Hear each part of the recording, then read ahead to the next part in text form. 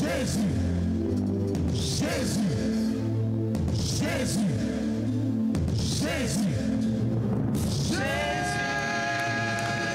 Alléluia. Est-ce que nous pouvons acclamer le nom de Jésus? Le nom qui règne au-dessus de tout nom.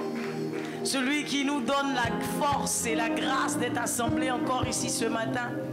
Quel privilège que nous avons. Alléluia. Seigneur, nous te donnons toute la gloire et nous bénissons ton saint nom.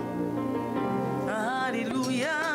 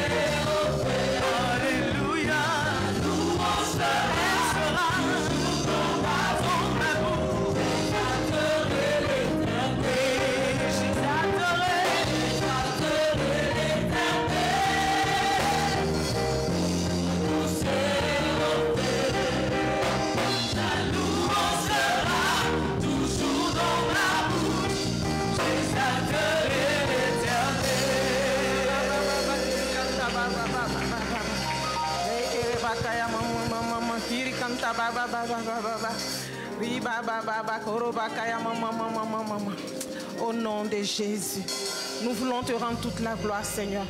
À toi seul soit la louange, à toi seul soit la célébration. À toi seul soit la gloire, car tu es digne de recevoir nos louanges et nos adorations. Est-ce que tu peux acclamer le Seigneur Jésus-Christ de Nazareth? Acclame ton Dieu. Alléluia. Bien-aimés, je vous salue dans le nom précieux de notre Seigneur Jésus-Christ de Nazareth. Amen. Vous pouvez vous asseoir dans la présence du Seigneur. Nous sommes à notre 3e culte. Nous sommes à l'Assemblée des concurrents et je vous souhaite la bienvenue dans la présence du Seigneur. Que Dieu vous soutienne et qu'il vous bénisse au nom de Jésus. Sans tarder, nous allons élever la voix et nous allons rendre grâce à Dieu. Car la parole de Dieu dit de rendre grâce sans cesse. Car c'est la volonté de Dieu en Jésus-Christ de Nazareth. C'est ce que Dieu recommande, de rendre grâce sans cesse. Ensemble, nous allons lever la voix. Et nous allons rendre grâce à ce merveilleux Dieu pour sa fidélité, pour sa grâce, pour son amour manifesté dans chacune de nos vies. Ensemble, élevons la voix, disons merci à Dieu. Père, nous voulons bénir ton nom, nous voulons te rendre toute la gloire ce matin.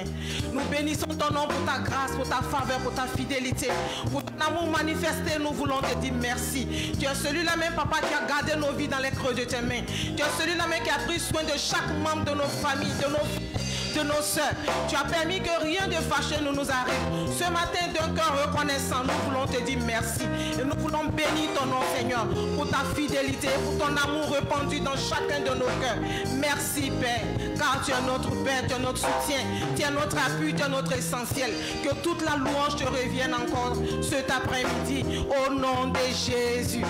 Alléluia. Nous allons encore élever la voix et nous allons demander pardon à Dieu. La parole de Dieu dit que sa main n'est pas trop courte pour bénir, son oreille non plus n'est pas trop dure pour entendre nos supplications. Mais ce sont nos fautes, nos manquements, nos péchés qui mettent séparation entre Dieu et nous. Bien-aimé, tu vas entrer en toi-même, nous allons entrer en nous-mêmes et nous allons demander pardon à ce Dieu merveilleux, ce Dieu qui est pur, ce Dieu qui est saint. Dieu nous aime, mais c'est le péché qu'il n'aime pas. Ensemble, demandons pardon à Dieu. Papa, nous bénissons ton nom encore ce soir, cet après-midi, pour l'opportunité que tu nous donnes de nous présenter au devant de toi, Seigneur. Nous venons au pied de la croix te demander pardon. Nous te demandons pardon pour tout acte que nous avons posé. Pardonne-nous, Seigneur, papa, les pensées de nos cœurs. Pardonne-nous, Seigneur, Dieu de gloire, de ce que nos cœurs ont médité, ce qui n'est pas bien, ce qui est mauvais. Seigneur, aide-nous, Seigneur, à être comme tu veux que nous soyons, papa. Et nous prions que ton sang vienne nous laver, que ton sang vienne nous purifier, que ton sang vienne nous renouveler encore cet après-midi. Père, purifie-nous car tu as dit, Seigneur, dans ta parole, Père, que si nous te demandons pardon, tu es juste fidèle pour nous pardonner et pour nous purifier de toute iniquité. Merci, Seigneur, de ce que ton sang nous réconcilie avec toi. Que toute la louange te revienne au nom de Jésus. Alléluia. Bien-aimé, la parole de Dieu déclare que là où 2 ou 3 sont ensemble, l'Esprit de Dieu est présent. Le Saint-Esprit est au milieu de nous. Ensemble, élevons la voix et demandons au Saint-Esprit de venir véritablement se manifester au milieu de nous, de venir nous remplir de sa présence, afin que nous puissions obéir à sa parole. Saint-Esprit de Dieu, nous avons besoin de toi, Seigneur. Nous avons besoin de toi afin que tu viennes nous remplir, Seigneur. Viens remplir les vases que nous sommes. Viens nous inonder de ta présence. Donne-nous véritablement d'avoir des cœurs soumis, des cœurs humbles, des cœurs obéissants, Seigneur, à ta parole. Donne-nous d'avoir des cœurs d'enfants, Seigneur, afin de véritablement rentrer, Saint-Esprit de Dieu, dans ta pensée, afin de véritablement faire comme toi tu veux que nous fassions, Saint-Esprit de Dieu. Donne-nous, Seigneur, par l'humilité et la soumission que tu mets à nous, Seigneur, ô roi de roi, de recevoir, éternel des armées, Saint-Esprit, ton esprit en nous, Seigneur. Merci pour ta présence. Merci, toi qui viens nous transformer par ta présence en nous. Que toute la gloire te revienne, Seigneur. Merci, Saint-Esprit de Dieu, pour ta présence. Merci, toi qui te déploies en chacun d'entre nous encore cet après-midi. Au nom puissant de Jésus. Alléluia. Bien-aimé, tu vas acclamer la présence du Saint-Esprit. Acclame la présence du Saint-Esprit. Il est au milieu de nous. Il est venu pour nous faire du bien cet après-midi. Acclame-le. Alléluia. Amen, amen. Nous avons appris ici que le dimanche dernier que le Saint-Esprit est venu. Il a dit qu'il est avantageux qu'il s'en aille afin que le Saint-Esprit vienne, le consolateur, pour nous transformer. Oui, lorsque le Saint-Esprit est là, il vient pour nous transformer. Le Saint-Esprit vient pour nous donner un esprit nouveau. Le Saint-Esprit vient pour que nos pensées, les pensées de nos cœurs, s'alignent aux pensées de Dieu. Ensemble, élevons la voix et prions pour que le Saint-Esprit nous remplisse véritablement, afin que nos pensées soient les pensées de Dieu, afin que notre cœur soit le cœur de Dieu. Élevons la voix et prions. Saint-Esprit de Dieu, nous avons besoin de toi, Seigneur. Nous avons besoin de ton esprit, nous avons besoin de ta présence. Et nous prions que tu viennes nous transformer par ta présence, que tu viennes transformer nos cœurs, Seigneur, que tu nous donnes véritablement de penser comme toi. Donne-nous d'aimer comme toi. Remplis-nous de ton amour, enfin de paix. Remplis de ton amour, que nous puissions véritablement nous soumettre à toi. Nous puissions avoir des cœurs d'enfants, des cœurs qui te cherchent véritablement, des cœurs humbles, des cœurs soumis à ton esprit, afin que toi-même, Seigneur, que tu te déploies véritablement en nous, afin que nos pensées soient des pensées, Seigneur, et que nous puissions penser comme toi, Seigneur, que nous puissions aimer comme toi, que nous puissions parler comme toi. Merci, Saint-Esprit de Dieu, pour ta présence qui vient pour nous faire du bien, pour ta présence qui vient nous transformer, pour ta présence qui vient pour nous faire passer à une autre dimension de ta connaissance. Au nom puissant de Jésus. Merci, Seigneur. Merci pour ta présence au milieu de nous. Que toute la gloire te revienne au nom de Jésus. Alléluia. Bien-aimé, si tu es d'accord avec moi que le Saint-Esprit est venu pour te faire du bien ce matin, acclame le Seigneur, acclame-le de toutes tes forces. Alléluia. Est-ce que nous pouvons continuer à acclamer le Saint-Esprit pour sa puissance, pour sa présence au Seigneur, pour la grâce qu'il nous donne, qu'il nous accorde d'être encore assemblés ici ce matin. Alléluia. Père, nous te bénissons. Eva.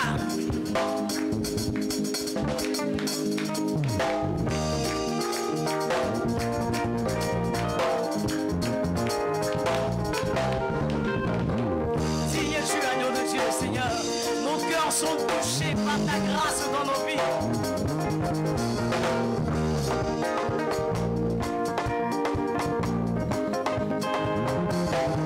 Mon cœur est touché, mon cœur est touché. Je veux te dire merci, mais mes mots ne suffisent pas, Seigneur. Mon cœur est touché par ton amour, ta fidélité, chaque jour de nos vies. Oui, nos cœurs sont touchés, touchés.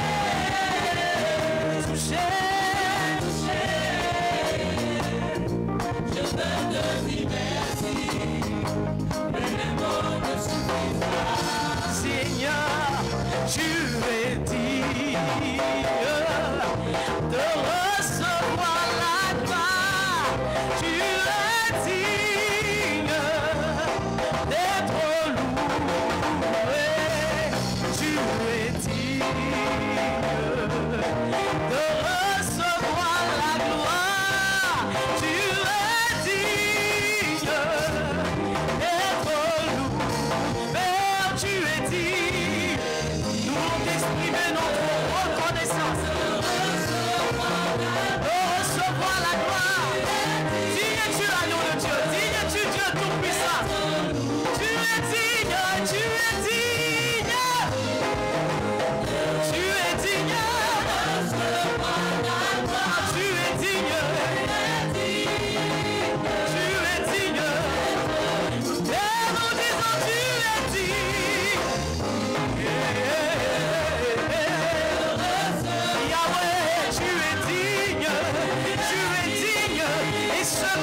Nous sommes reconnaissants pour ta grâce, nous disons tu es digne.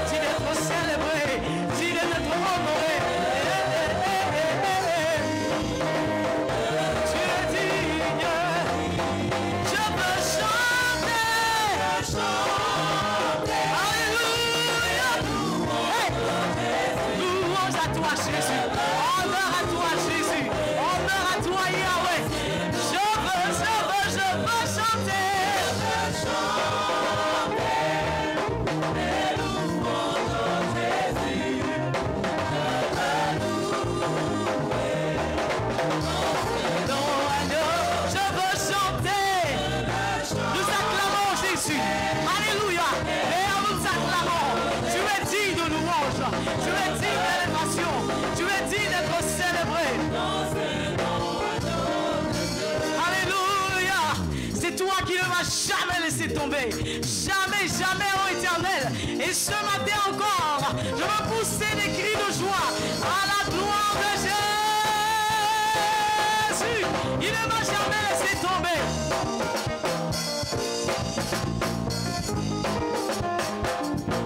Alléluia.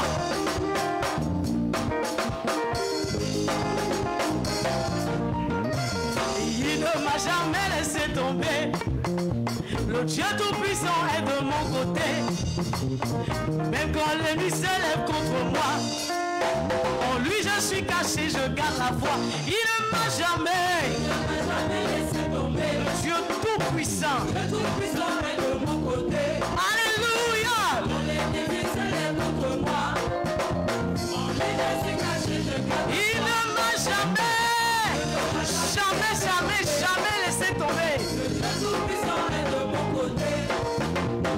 Quand l'ennemi s'élève contre moi, en lui je suis caché, je garde la foi. Il est là, il est là, il est là, il est là, oh il est là, il est là. Alléluia. Notre Dieu est là, il est là, oh il est là. Il est présent, il m'a devant moi. Sa louange, je loue son nom. Louons le nom de Jésus. Je loue son nom. Je loue son nom. Oui, je loue son nom.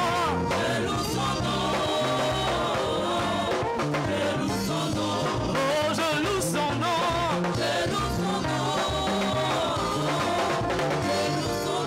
Il est là, il est là, il est là, oh, il est là,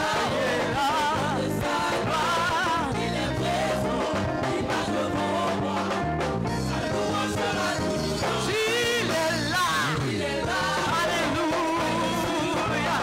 il est là, oh, le bout de sa main, il est présent, il m'a devant moi. Oui, je loue son nom. Oui, son nom. Je loue son nom. Je loue son nom. Je loue son nom. Je loue son nom. Alléluia, je loue son nom. Nous dansons à la gloire de Jésus. Hey! Je loue celui qui tient ma vie entre ses mains. Alléluia, celui qui a brisé les chaînes de la mort.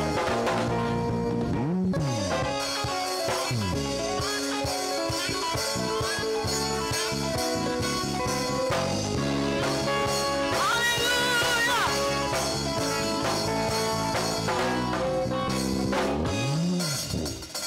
Je loue celui qui détient ma vie entre ses mains.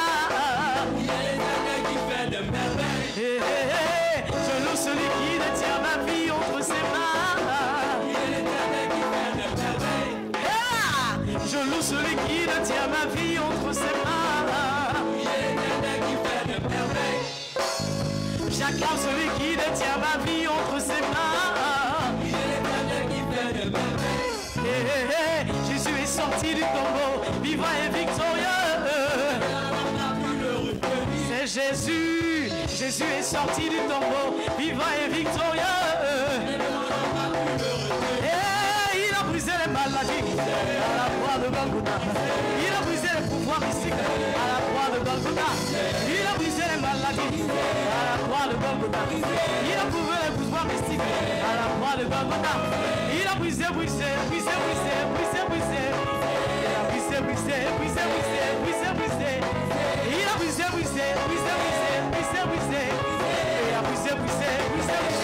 a brisé. Il a brisé l'échec à la croix de Golgotha. Il a brisé le célibat à la croix de Golgotha. Il a brisé les ténèbres. Il a brisé. Il a brisé. Nous brisons tout ce qui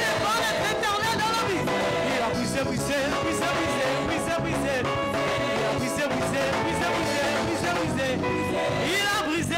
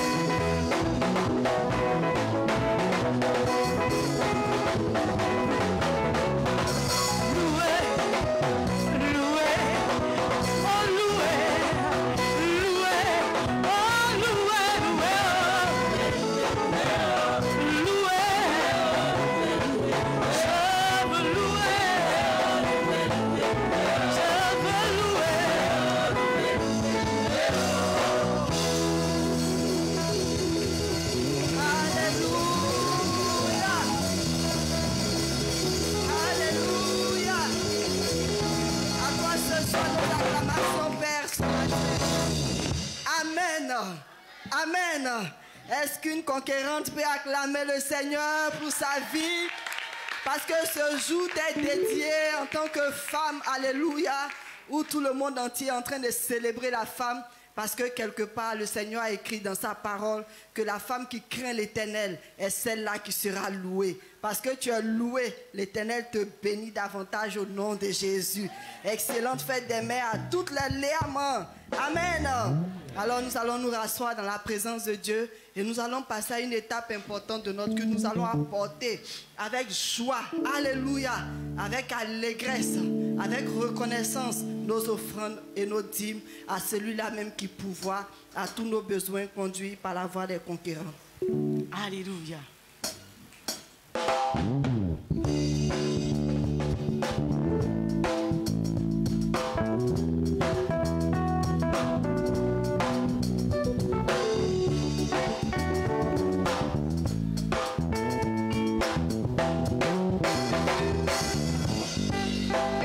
Tout-puissant est le nom de Jésus.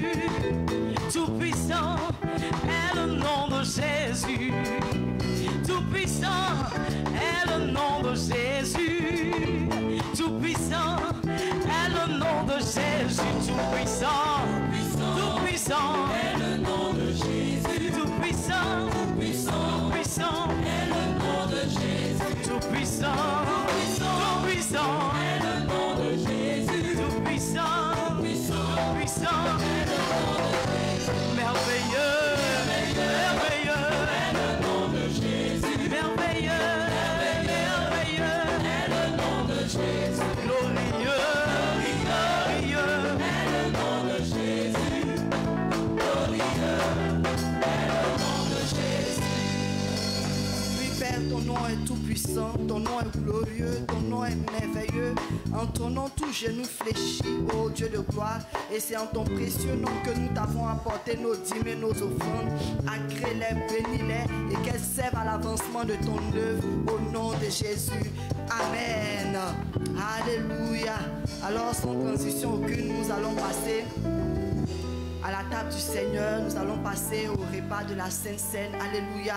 Nous allons déjeuner, dîner, alléluia, avec celui-là même qui est mort pour nous, afin que nous ayons la vie de tous côtés. Et le passage qui va nous conduire est tiré du livre d'Ézéchiel, le chapitre 36, verset 36. Et je vais demander à toute personne qui est prête ce matin à partager le corps et la coupe du Seigneur à se tenir debout pendant que je ferai la lecture du texte. Je vous donnerai un cœur nouveau et je mettrai en vous un esprit nouveau.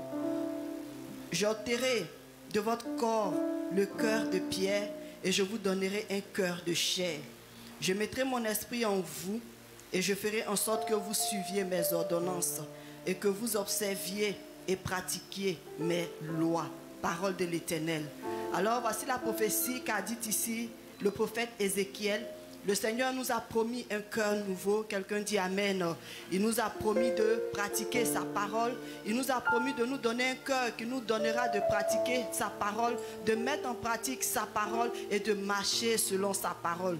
Il nous a promis d'ôter le cœur de pierre et d'y mettre un cœur, ce cœur-là même qui vient de lui, ce cœur qu'il a pu donner à Saül lorsqu'il a appelé au trône. La Bible dit que Dieu a donné un cœur nouveau à Saül, parce que le cœur nouveau, c'est celui-là même qui plaît au Seigneur. C'est celui-là même qui a la mesure, la capacité de faire la volonté de Dieu. Et je crois que chacun de nous, comme moi, j'aspire à ce cœur nouveau, afin que lorsqu'il reviendra, il vienne voir en chacun de nous, dans nos vies, ce cœur nouveau qui ne peut que faire sa volonté, qui ne peut que marcher selon ses préceptes, qui ne peut que réjouir son cœur. Alléluia.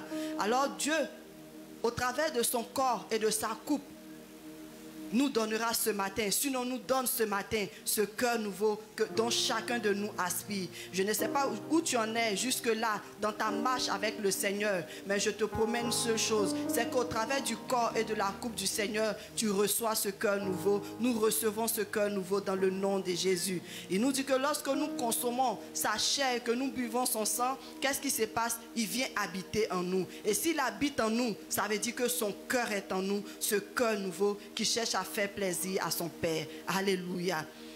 Béni sois-tu, Père, pour ce cœur nouveau que tu accordes à chacun de nous ce matin. Merci pour ton corps et ta coupe que nous allons prendre avec action de grâce et reconnaissance dans le nom de Jésus. La Bible nous dit, dans la nuit où il devait se rendre à Gethsémani pour porter sur lui le péché du monde et nous réconcilier avec le Père, il était à table avec ses disciples prenant son dernier repas.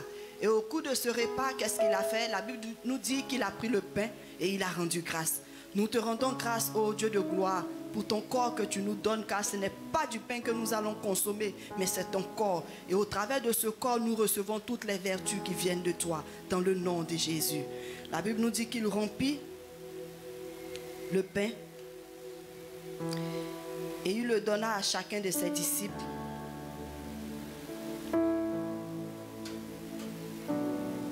En disant, prenez et mangez, car ceci est mon corps. Bien-aimés frères, prenons tous le corps du Seigneur.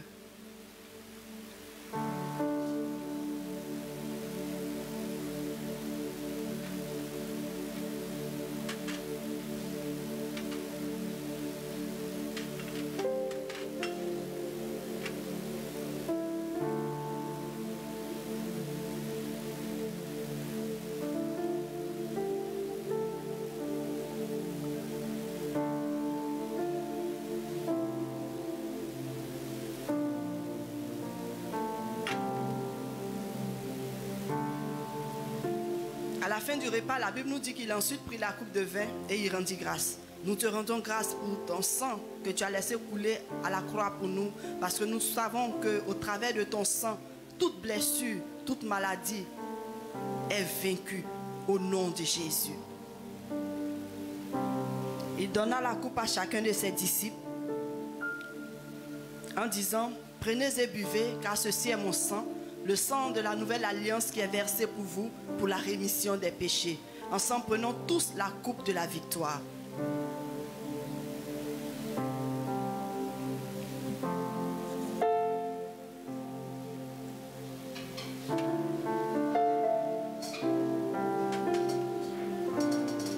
À toi le règne, Père, au nom de Jésus. Amen.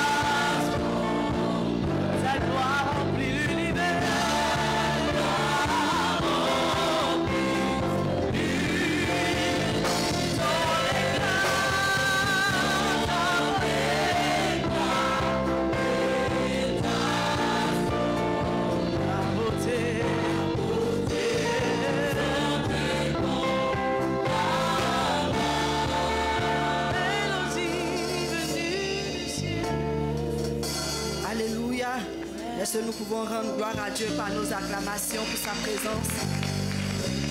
Amen, amen. Alors, l'église a grandi. Amen.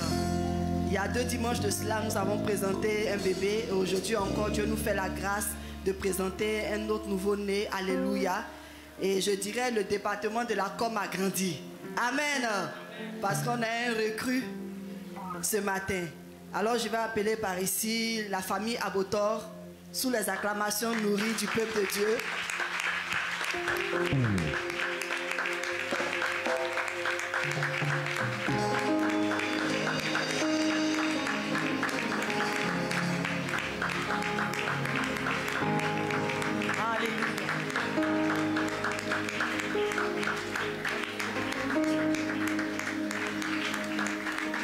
Un micro pour le papa Abotor.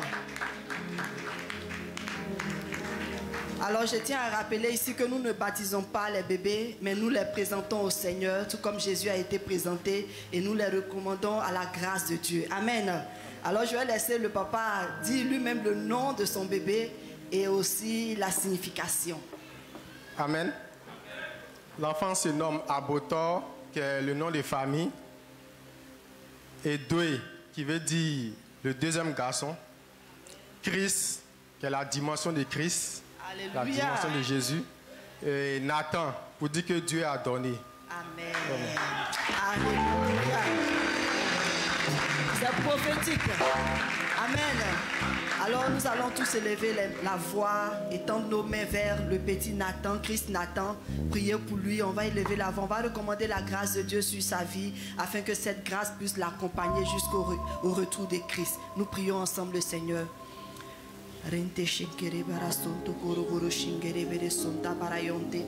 Rente kere bere shinda bara sonto koroboro shinde gere bere santa. Renda barayonte shinde gere bere sonto koroboro yonte. Rabayonte shinkara bara sonto koroboro shinda. Rente kere barayonte shinda karabara sonto koroboro shinde gere. Rabayonte shinda barasonto koroboro shinda barasoto. À toi ce soit le règne, Père. À toi ce soit la gloire. À toi ce soit la louange dans le nom de Jésus. Nous voulons célébrer ton nom et te rendre grâce pour la vie de Christ Nathan, ô Dieu de gloire, que nous voulons recommander à ta grâce ce matin. Père, je te prie afin que ta grâce, ta faveur, Seigneur, l'accompagne dans le nom de Jésus. Oh Dieu, donne-lui, Seigneur, de connaître tes préceptes et de marcher selon ce nouveau cœur que tu lui donnes dans le nom de Jésus. Oh Père, mon Dieu, j'éloigne de lui toute mauvaise compagnie et j'attire vers lui dans le nom de Jésus toutes les compagnies qui l'aideront à entrer dans sa destinée prophétique au nom de Jésus. Je te prie que ton esprit de sagesse, de connaissance, d'intelligence, de puissance et de force soit son partage au nom puissant de Jésus. Je prie afin que, ô Dieu de gloire, tu donnes les moyens financiers et spirituels à ses parents afin de lui donner une éducation adéquate selon ta volonté. Merci parce que tu le recouvres de ton sang et tu le bénis. Il est une source de bénédiction pour sa génération. Au nom de Jésus, quelqu'un dit Amen à cette prière. Nous acclamons le Seigneur.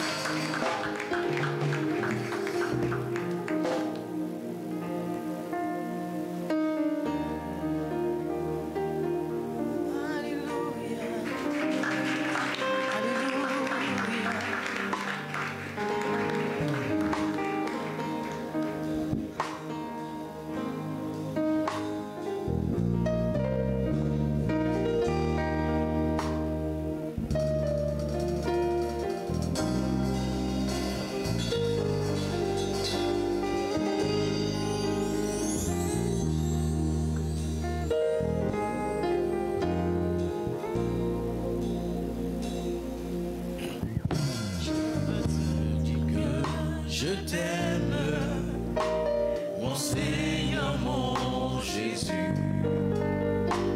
par ton amour suprême, tu as pourvu pour mon salut. Je suis libre, je veux te louer, de tout mon cœur t'adorer. C'est mon désir de me prosterner devant celui qui m'a sauvé. Me donne gloire,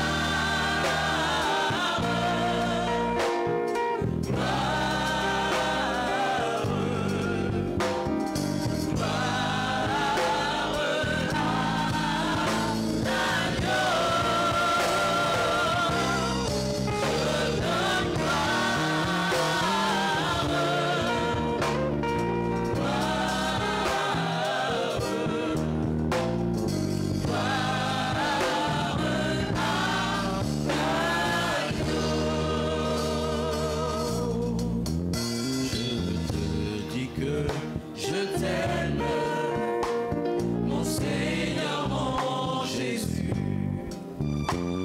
par ton amour suprême, tu as pourvu pour mon salut. Je suis libre, je veux te louer, de tout mon cœur t'adorer. C'est mon désir de me prosterner devant celui qui m'a sauvé. Je donne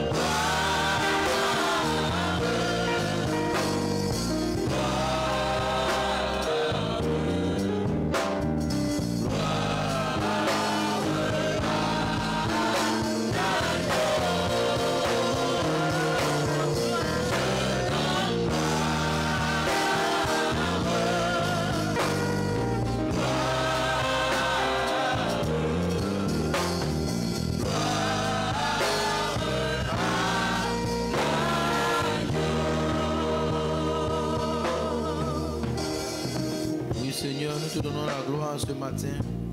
Nous te donnons toute la gloire. Te donnons la gloire, Seigneur, car tu es Dieu, tu es roi. Merci, Père. Merci, Père, pour ta puissance. Merci pour ton esprit qui est présent aujourd'hui et qui nous conduit et qui nous fait du bien. Que l'honneur et la gloire te reviennent, car je sais que par ta grâce, tu nous conduis sur le chemin tracé par toi, et tu nous donnes de vivre la vie que tu attends de nous.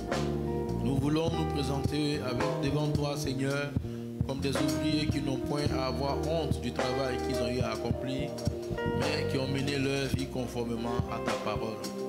Que ce matin, tu viennes fortifier une personne, conduire une personne, donner la parole qui nous fait du bien. Que ton nom soit élevé, Seigneur, au nom puissant de Jésus. Amen. Alléluia. On peut acclamer le Seigneur. Voilà, on peut s'asseoir. Que Dieu bénisse les chants.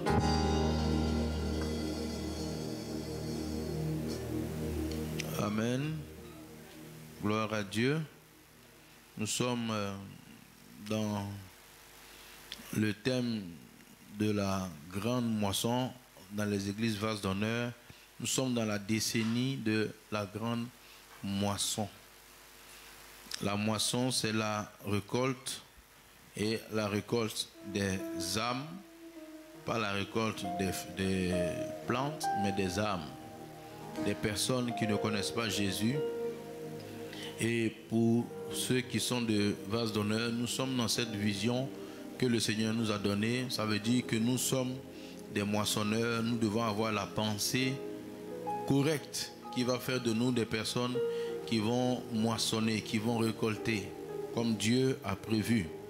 Et pour être un récolteur ou un bon moissonneur, il faut être bien positionné, bien équilibré, ou je peux dire être sauvé, ou je peux dire ne pas être le cordonnier mal chaussé. Le cordonnier mal chaussé, c'est celui qui fabrique des chaussures mais qui lui-même n'est pas bien habillé. Ses chaussures ne sont pas correctes. Pour être un moissonneur, il faut comprendre beaucoup de choses et il faut les avoir à cœur. Les temps que nous vivons sont les temps de la fin, et dans les temps de la fin, l'église que nous sommes, l'église que tu es, l'église que je suis, car l'église c'est nous, l'église doit se préparer. Jésus a dit que dans la fin des temps, dans Matthieu 24, qu'il y aura de la tromperie, il y aura des séductions, il y aura des faux Christ, des faux prophètes, des faux docteurs, qui auront pour objectif de troubler la pensée des chrétiens, leur donner un évangile mélangé, un évangile allégé, un évangile léger, qui ne leur donne pas vraiment de porter leur croix, mais qui donne juste, je ne sais pas, d'attendre à ce que Dieu vienne nous faire du bien, un évangile qui nous centre sur nous-mêmes, alors que nous devons avoir un évangile où nos pensées sont centrées sur le Seigneur. Alléluia. Et donc, le thème, c'était se préparer à la rencontre de Dieu, dans Amos chapitre 4, verset 12. Amen. Bon, je vais demander à la régie, est-ce que je peux avoir une prise ici, là, pour brancher une multiprise, une rallonge. Puis mon chargeur, ma tablette est en train de se décharger. Bon, c'est vrai que c'est ici aussi, mais si je lis, c'est bon. Amen. Sinon, si ça s'éteint, j'ai pu me débrouiller. Amen. Oh, oui. Donc, le thème, c'est la grande moisson, et nous sommes en train de dire, je veux dire, prépare-toi à la rencontre de ton Dieu. Alléluia. Amos chapitre 4, verset 12. Prépare-toi à la rencontre de ton Dieu, ô Israël. Dis à ton voisin, prépare-toi à la rencontre de ton Dieu.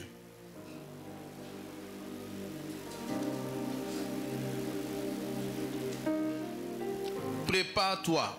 Voyez, c'est un avertissement. Prépare-toi. Et Paul disait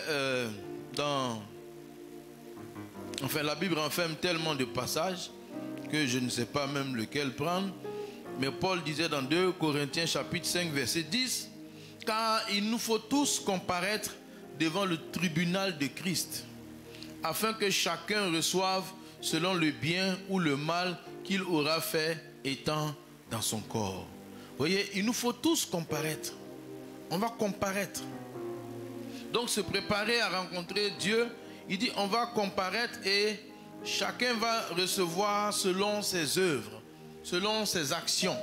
Ça veut dire que le jour où nous sommes sauvés, jusqu'au jour où nous allons rencontrer Jésus, le Seigneur va nous faire passer, je ne sais pas, en revue notre vie pour voir si nous avons agi comme il veut par rapport à sa parole. Et ça c'est important. Si le Seigneur a donné ça comme parole, la Bible dit que le ciel et la terre passeront, mais la parole de Dieu ne passera jamais. Donc quel que soit le courant actuel, les pensées même d'aujourd'hui, la parole ne passera pas. Alléluia. Et nous devons avoir l'idée que nous allons rendre des comptes. Et se préparer, c'est avoir tout cela en pensée. Et agir selon cela. Il y a beaucoup de séduction actuellement dans l'église parce que l'église souvent malheureusement ne se comporte pas comme Dieu le veut. Dans 1 Pierre chapitre 2 verset 11, c'est Pierre qui parle et il dit: bien-aimés, je vous exhorte comme étrangers et voyageurs sur la terre, virgule, à vous abstenir des convoitises charnelles qui font la guerre à l'âme. Donc il dit: je vous exhorte comme étrangers et voyageurs sur la terre. Ça veut dire que la terre sur laquelle nous sommes des étrangers. 1. 2. Nous sommes des voyageurs, ça veut dire que nous sommes de passage.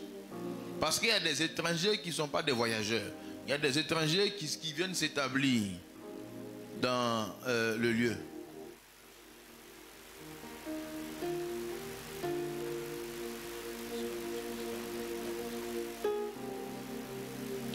Bon, il dit, il ne voit pas, mais bon, bref, on va avancer. Étrangers et voyageurs. Quand les gens vont à la Mecque, hein, vous comprenez, ils ne vont pas pouvoir habiter là-bas. Mais ils cotisent, ils mettent beaucoup d'argent de côté pour aller accomplir un rituel et ils reviennent. Donc ils sont étrangers et pèlerins. Quand il dit étranger ou voyageur, c'est le mot pèlerin, de passage. Pour venir accomplir un rituel, des actions, et il retourne chez lui. La Bible dit que la terre n'est pas notre demeure. La terre est quelque chose de passager. Mais aujourd'hui, beaucoup de chrétiens pensent que la terre, c'est la fin, tout va se passer ici, que s'ils ont tout perdu ici aussi, leur vie est perdue. S'ils ont gagné, leur vie est gagnée. Il n'y a pas un plus grand mensonge que cette pensée-là. Et le fait d'avoir cette pensée rend malheureux plusieurs chrétiens. Je vous assure. L'église est malheureuse en partie parce que les chrétiens se considèrent comme les autochtones. C'est ça, non? Autochtones et allogènes. Ce n'est pas le nom de quelqu'un, c'est un français, on a appris ça à l'école. Ou bien, qui connaît autochtone, ça veut dire quoi? Autochtone. Un autochtone, c'est quoi? C'est un propriétaire terrien. Maintenant, un allogène, il est de passage. C'est moi. Voilà, il faut amener tout ce que tu trouves. Je vous exhorte comme étrangers et voyageurs. C'est pas chez nous. Dis à ton voisin ici, là, c'est pas chez toi. C'est pas chez nous. Et la pensée que ici, c'est chez nous, là, fait que beaucoup d'hommes sont malheureux parce que, et tu dois avoir tout ici. Toute leur joie doit se trouver ici. Tout leur plaisir doit se trouver ici.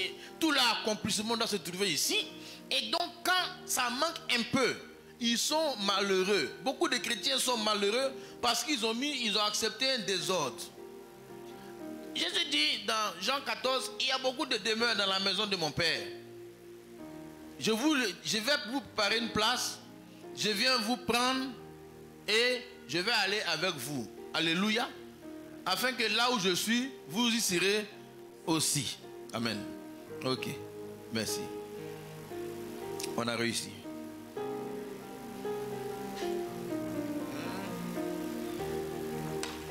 Alléluia. Étrangers et voyageurs. Nous sommes des étrangers et voyageurs sur cette terre. Et nous devons accepter cette pensée-là. Jean 14 dit quoi? C'est Jean 14, non?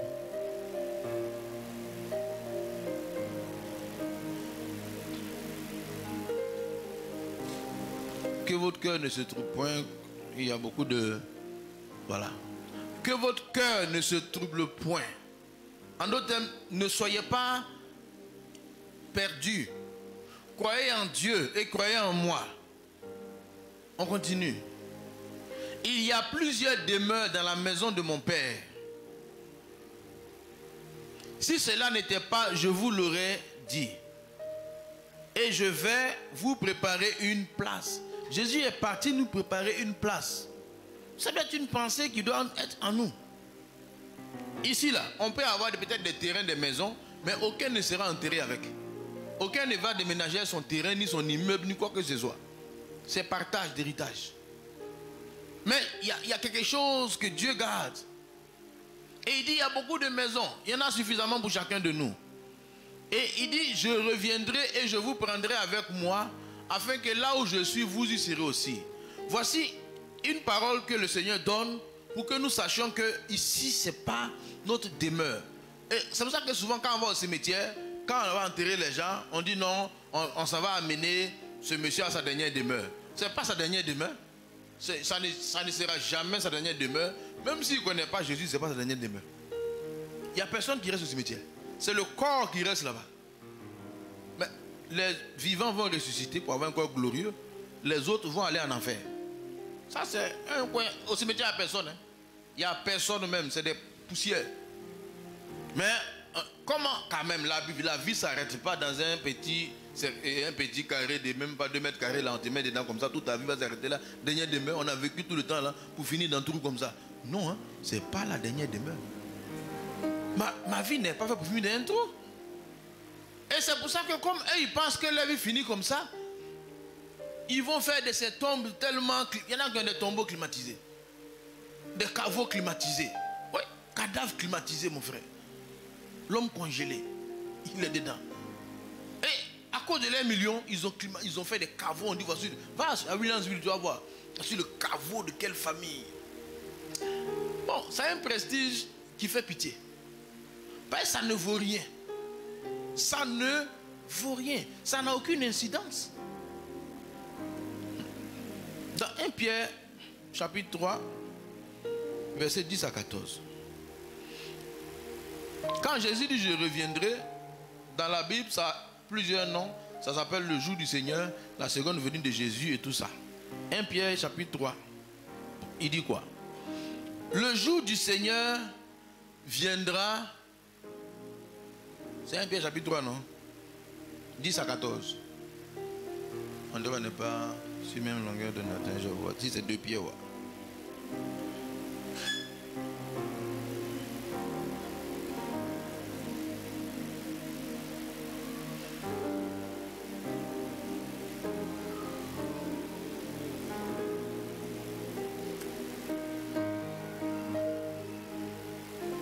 Bon, c'est 2 Pierre, c'est vrai, vous avez raison.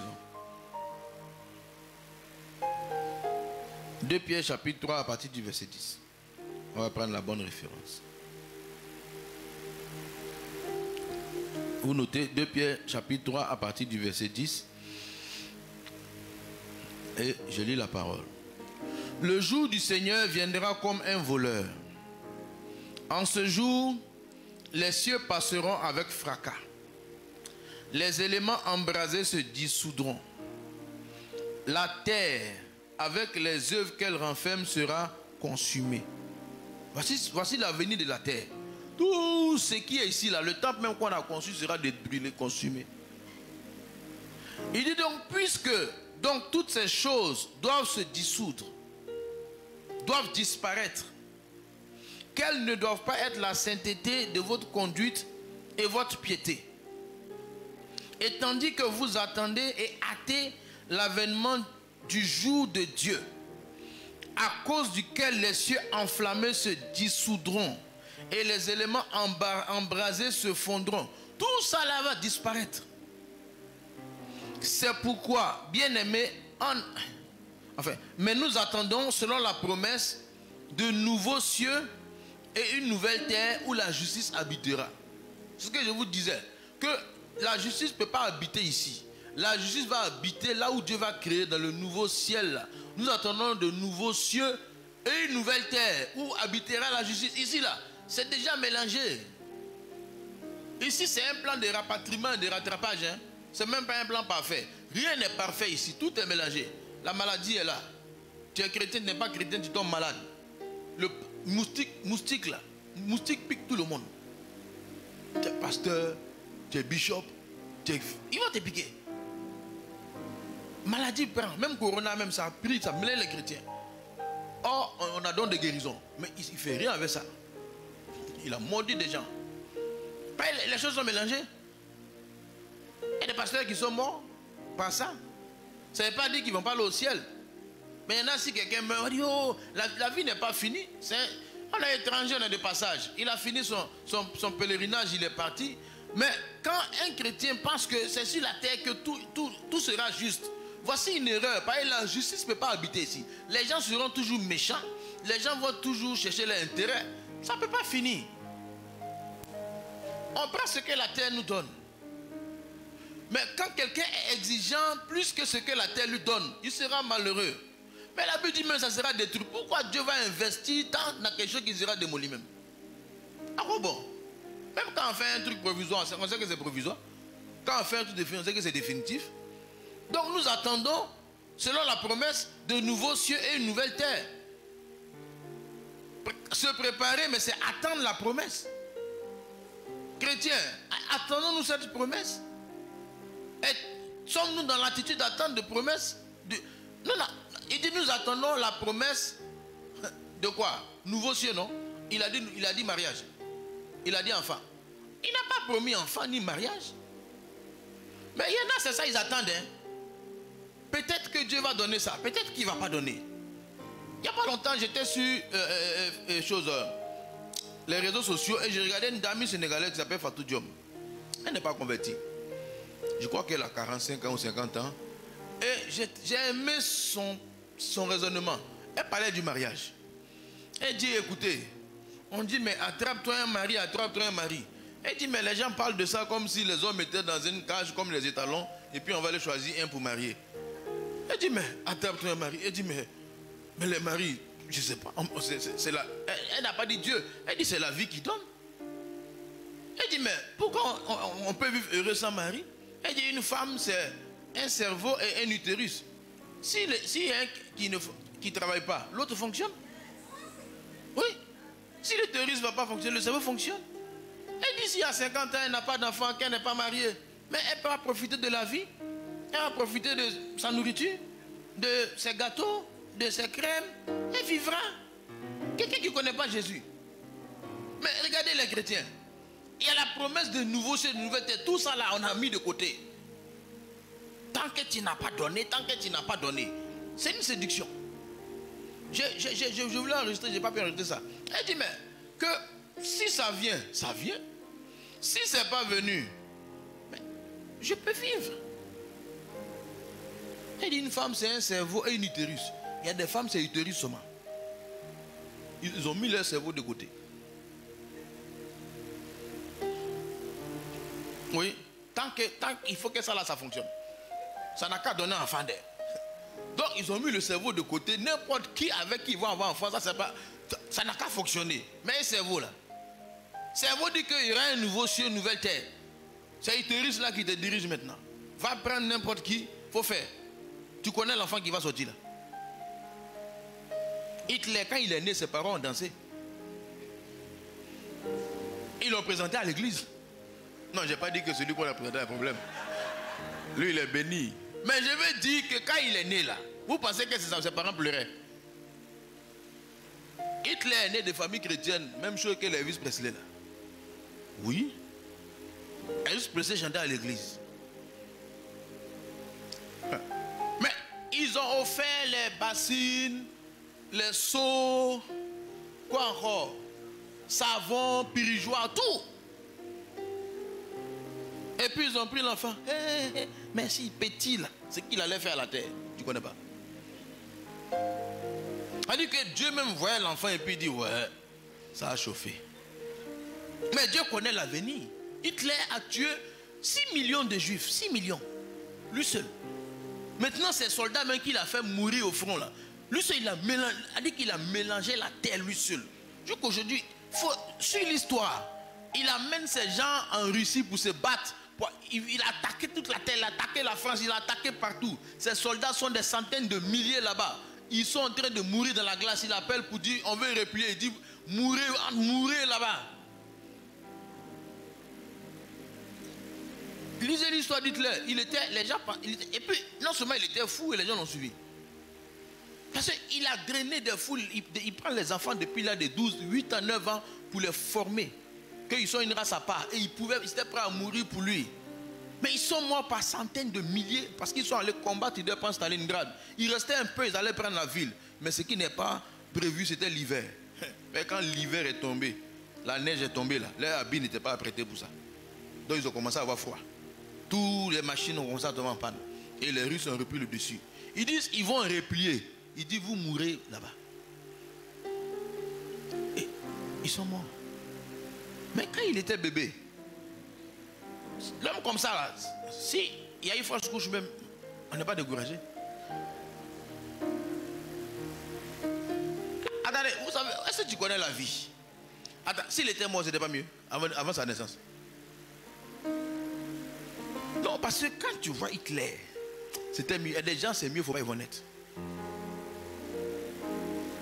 Et il y en a eu plusieurs, les Néron et autres. Bref, je veux dire que notre cerveau est trop petit pour comprendre la vie. Donc, il faut prendre la vie comme Dieu l'envoie. Quand on sait que nous sommes de passage ici, on apprend à bénir Dieu pour ce que la vie nous donne. Et on peut être tellement heureux de ce que la vie nous donne. Et elle disait, mais moi je suis heureuse de ce que la vie me donne. Elle dit, elle rencontre beaucoup de femmes qui sont bien placées, qui ont un bon salaire, qui sont belles, mais comme elles ne sont pas mariées, elles sont malheureuses.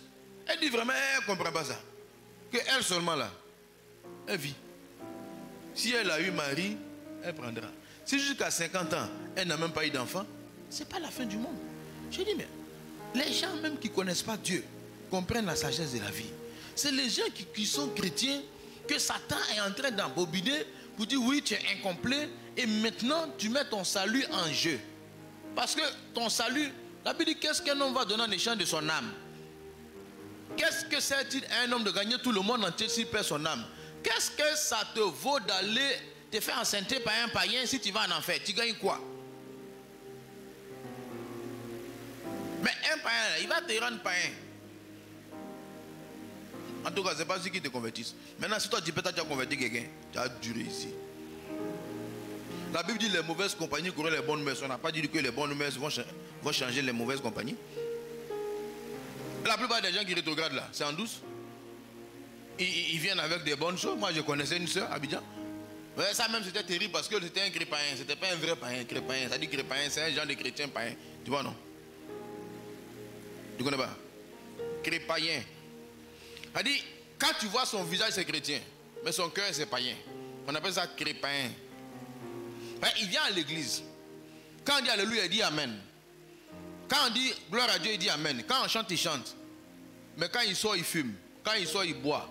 Il cherche l'ego. C'est un crépaïen.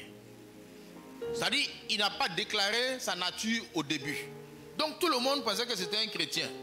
Quand la soeur l'a marié, 2 ou 3 jours, tant, il dit allons en boîte de nuit. Elle dit aïe. Il dit ah toi aussi, il faut qu'on aille en boîte de nuit. Lui, il s'ennuie à l'église. Hein? Il s'ennuie. Il faut bien la fête. Je ne dis pas son nom, mais ils avaient créé un bar qu'ils avaient appelé JJJ. Jésus. Le bar climatisé chrétien. Abidjan là-bas, en zone 4. Que les chrétiens seigneur à l'église, on vend l'alcool, mais il ne faut pas te saouler. Ils sont assis là-bas. Tu as vu, ils ont amené le monde dans l'église même comme ça. Et elle est tombée sur un. Il n'a pas duré, ils ont divorcé. Heureusement, j'espère qu'elle a pu sauver son âme. Parce que, avant qu'elle sauve son âme, elle lui dit alors en boîte. Mais parce que les païens ne peuvent pas, la vie chrétienne ne peut pas les satisfaire. Mais si quelqu'un a bien marché à Jésus, la vie de Dieu est suffisante. Alléluia. Pour se préparer à la rencontre de Jésus, il faut faire les choses comme Dieu veut. Premièrement, il faut accepter Jésus et lui donner la place du roi dans sa vie. Beaucoup de chrétiens ont accepté Jésus, mais Jésus n'a pas pris la place du roi. Ils n'ont pas confiance à Dieu. Ils n'ont pas confiance en lui. Ils ont une confiance limitée, soit parce qu'en venant, ils ont été mal renseignés par ceux qui leur ont prêché l'évangile, ou ils ont été séduits, comme on dit, c'est-à-dire qu'on t'a donné un évangile. Jésus dit que tu es étranger ici. Est-ce qu'un étranger là même, là, quand quelqu'un est étranger quelque part de passage, on cherche à construire une maison? Pas forcément. On dit Dieu, on est de passage. Maintenant de deux, on dit même tout ça là, ça va être détruit. Hein? Donc je vais construire un château en or, ça sera détruit. Oui. Je vais acheter des bijoux de millions. Oui. Ça même ne sera pas détruit, tu vas mourir, ils vont voler. Ils vont prendre. Mais un jour, ça sera détruit. Ce or-là ne va pas monter au ciel. L'or d'en haut et puis l'or d'en bas, là, ce n'est pas la même chose. L'or d'en haut, c'est un or pur qui n'est pas taché de sang ni de problème. Quand j'ai lu ça, on dit que tout sera détruit. Je n'ai pas dit de ne pas construire de maison. On a même construit un temple. On va construire des temples. Mais on sait que ça, c'est quelque chose de provisoire. Parce que Dieu va créer quelque chose de nouveau. Et un chrétien qui n'a pas compris ça, mais il n'a pas compris le christianisme. Parce que quand il vient à l'église, lui, il est en position, Dieu n'a qu'à lui donner. C'est un mensonge, c'est faux. Ce n'est pas un coin de distribution de bénédictions ici. Où on dit non, onction de Dieu est descendue, ramassez là. On ne ramasse pas, hein. Ça ne se ramasse pas. Bon, nous on dit ça. L'onction, mariage est descendu, on dit ça va être détruit. Ramasser. C'est les chants aussi, quand ils sont fatigués, c'est les chants chansons comme ça là. Ou bien quand le peuple a sommeil, c'est là on chante chansons comme ça pour réveiller l'homme. Sinon on ne dit rien de sérieux dedans. Tu te ramasses, toi aussi tu ramasses, ramasser. Non. On dit ça sera détruit. Quand on dit quoi sera détruit, même tu réfléchis pour savoir comment tu vas investir. Pour garder le maximum de ton investissement. Tu te dis que tiens, ici là ça va être détruit. Pourquoi mettre tout ton cœur ici? Pourquoi mettre tout ton cœur ici dans quelque chose qui sera détruit? Le Seigneur va souffler le feu, il va détruire la terre. Tout va être brûlé, tout. Maison, tout. Les routes, les voitures, les trains, les avions, tout sera détruit. Et Dieu va créer nouveaux cieux, nouvelle terre. Là habitera la justice et Dieu sera avec nous. Mais en tant que chrétien, c'est-à-dire il faut accepter ça. Et beaucoup même ne sont même pas au courant de ça. Ou bien ils ne veulent pas accepter ça. Ils ont d'autres pensées. Non. Parle-moi du ciel. Il faut aimer le ciel. Jésus dit à beaucoup de demeures, on doit s'asseoir et méditer sur le ciel. Il faut méditer, est-ce que j'ai préparé mon ciel? Est-ce que j'ai préparé la vie après la mort? Certains diront, oh, oui, on veut bien la préparer, mais nous avons le temps. Frère, on n'a pas le temps. On n'a pas le temps. 1 Pierre 1, 24 à 25 dit quoi?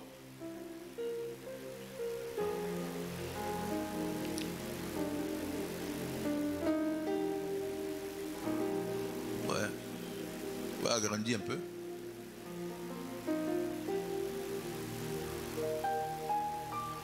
Car toute chair est comme l'herbe. Et toute sa gloire comme la fleur de l'herbe. L'herbe sèche et la fleur tombe. Tu as déjà vu herbe?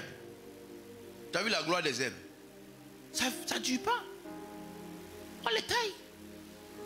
On dit toute chair, ça dit que l'homme là, de toute façon la vie de l'herbe est éphémère, c'est comme ça notre vie aussi est éphémère. Actuellement, à Abidjan, il y a eu récemment un accident qui a ému toute la population, une famille entière, bon, pas toute la famille, mais le monsieur, madame, leur enfant, fauchés par des jeunes ivres, tués les 3. Mais quand ils quittaient, ils pensaient revenir. Ils ont dit, écoute, on va faire un footing, on revient. La Bible dit toute chair comme l'herbe. Mais tu connais l'herbe, l'autre l'herbe là, on ne prévient pas quand on coupe. On ne demande pas permission pour couper. Oh mais j'ai planté un arbre devant chez moi de moringa là. Je ne demande pas permission. Quand je veux boire, je viens. Il dit que ça, j'ai dit à mon frère, ton jour d'être bu est arrivé. On va te boire. Je mets dans l'eau, je le bois. C'est l'herbe, c'est comme ça. On vient, on coupe. Avant-hier, ma femme a fait tailler les herbes. Les herbes ont été coupées. Est-ce qu'on a demandé la permission? Est-ce qu'ils ont une parole à dire? Le jour où on veut, on coupe. Et on dit, l'homme est comme ça. La vie est éphémère. C'est vrai qu'on veut durer, hein, mais on n'a qu'à savoir qu'on est comme l'herbe. Quand tu sais que tu es comme l'herbe, tu es prêt tous les jours. Un jour, il y a un monsieur qui était allé visiter un gros château dans une île là-bas. Et il a trouvé le gars qui entretenait. Mais c'était entretenu de manière très propre. Et il a vu le gardien l'entretenir. Il dit, ah wow, mais c'est bien propre ici. Ton patron, il vient souvent, il dit très, très rarement. Et il savait combien de temps qu'il travaillait, il avait 25 ans. Il dit, mais en 25 ans, ton patron est venu combien de fois? 2 fois. Et la dernière fois qu'il est venu, c'était quand il dit, ça remonte à 12 ans. Il dit, waouh, mais tu nettoies comme s'il allait venir demain. Il dit, non, je nettoie comme s'il va arriver aujourd'hui. Tu comprends? Il dit, le monsieur est venu la dernière fois à 12 ans, mais il s'est dit qu'il peut arriver à tout moment, il nettoie le coin. Notre vie là, qui dit que le soir même, qui dit que toi et moi on va se réveiller demain? Hein? Qui a la preuve? Qui est sûr? Personne. Puisque on n'a pas ça, il faut mettre les choses en ordre. Parce que Paul disait, ne vous laissez pas ébranler par les pensées des gens qui n'ont pas d'espérance là. Non, nous avons une espérance. Et nous savons que nous allons vivre avec Jésus. Mais il faut être conscient que la vie est éphémère. Et l'homme peut mourir vite. Maintenant, comment on peut mourir vite? Dans quelles conditions on meurt là? C'est ça qui est important d'abord premier. Et comment maintenir cette condition? La condition dans laquelle on doit mourir, c'est d'être sauvé. Venir à l'église là, ça ne sauve pas, je le dis et je le redis. Ce qui sauve, c'est avoir accepté Jésus dans son cœur comme sauveur et comme Seigneur. Alléluia. Il faut accepter Jésus. Accepter Jésus, c'est quelque chose de conscient, de volontaire. Et ensuite, on reçoit le don du Saint-Esprit et on a forcément un esprit. Maintenant, quand le Saint-Esprit vient, il vient avec l'amour de Dieu dans mon cœur, selon Romains 5:5, que le Saint-Esprit, l'amour de Dieu est répandu dans nos cœurs par le Saint-Esprit qui nous a été donné. Le jour où je dis Jésus entre dans ma vie, c'est le Saint-Esprit qui vient. Et quand il vient avec l'amour de Dieu. Pas que Dieu m'aime là, c'est pas ça. Avec la capacité pour que moi je commence à aimer Dieu. Parce que l'homme naturellement n'aime pas Dieu. L'homme s'aime lui-même. L'homme veut accomplir ses propres désirs. Ça c'est son naturel. Le cœur de l'homme est mauvais. Le cœur de l'homme n'est pas bon. Le cœur de l'homme est terrible. Au fur et à mesure qu'il grandit, les rancœurs, la méchanceté, les mesquineries, toutes ces choses-là commencent à grandir. Quand l'enfant est bébé, on fait son baptême, tout le monde est content. Ses yeux-là sont blancs comme ça, on dit voici quelqu'un de bien. Tu ne sais pas, ça peut être un futur microbe, piqueur des gens. Donc, sur les microbes, ils ont fait leur baptême. Ils ont fait d'un croulis. Ils ont dit d'un croulis, non. Hein? Ils ont fait ça. Tous les zinzins là, ils ont fait leur décroulis. Ils ont fait leur baptême. Ils ont chanté, ils ont amené les griots, ils ne savaient pas. Mais son cœur n'est pas différent du cœur d'un autre. Tu sais, les gens qui poursuivent les voleurs là, c'est parce qu'eux-mêmes on ne les a pas attrapés. Sinon, souvent, c'est les voleurs même qui poursuivent les voleurs. Tu sais pas ça? Souvent, c'est eux qui poursuivent les voleurs. Lui-même, c'est un voleur. Il a déjà volé. Et putain, on ne l'a pas encore attrapé. Mais comme c'est lui qu'on a attrapé, lui, il est fort maintenant pour dire voilà, on a attrapé. Sinon, c'est comme les gens qui ont amené la femme devant Jésus qui est pris en adultère. On veut la lapider. C'est parce qu'on ne les a pas attrapés. On dit, bon, celui qui n'a jamais péché n'a qu'à lancer. Ah, ils ont dit, ah, aussi c'est ça, on ne peut pas. Tout le monde a un cœur noir. Et c'est lorsque je me rends compte de la noirceur de mon cœur et que j'essaie un jour maintenant de faire du bien, de changer mon cœur, que je me trouve incapable de changer mon cœur, que je me tourne vers Jésus. Jésus n'est pas venu sauver les gens qui sont bien. Il est venu sauver les gens qui ont le cœur noir. Quand quelqu'un se rend compte de la noirceur de son cœur, de la noirceur de ses pensées, c'est-à-dire il a honte de ses pensées, il a honte, oui, à un moment donné, quand le Saint-Esprit commence à travailler, on commence à avoir honte de nous. On commence à être déçu, comment on peut penser de telles choses, comment on peut se réjouir du mal de quelqu'un, comment on peut vouloir qu'il échoue.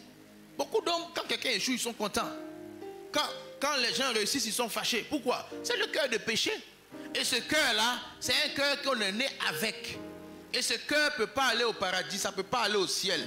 C'est un cœur qui est condamné à aller dans le feu de l'enfer. Comme les gens qui sont en prison. Parce que de toute façon, les prisonniers, on regarde les péchés commis. Mais Dieu ne regarde pas les péchés commis, il regarde l'état du cœur même. Parce que quand il voit un homme, il sait que celui-là, demain, il va tuer quelqu'un. Donc il est déjà condamné.